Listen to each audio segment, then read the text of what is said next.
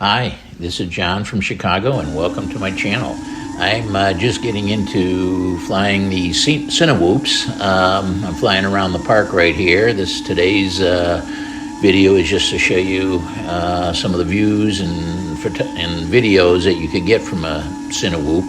I'm using a GoPro Session 5 for the HD video, the larger one you're seeing, and then you see the little view in the bottom left corner. That's the FPV camera, which is doing really quite good for a generic cam.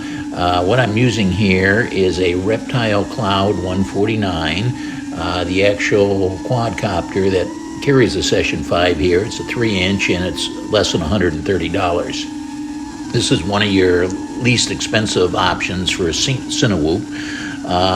What I found, really the only shortcut I found, is the hoops are made out of plastic and you can break them. I broke one with when I hit a steel post and dropped about 20 feet to the ground. I've ordered replacement hoops, but I just glued it back together using welders right now.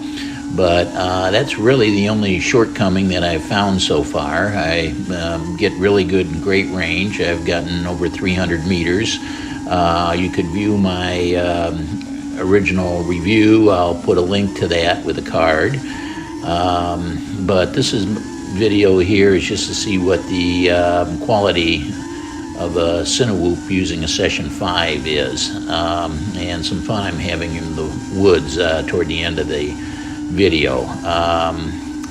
I found in the past I used to always stay away from bushes and trees and grasses because that would always tend to bring your quadcopter down, but with the big hoops that they have on here, ducks, you could just mow through and push a lot of that over, as long as you don't hit anything too solid.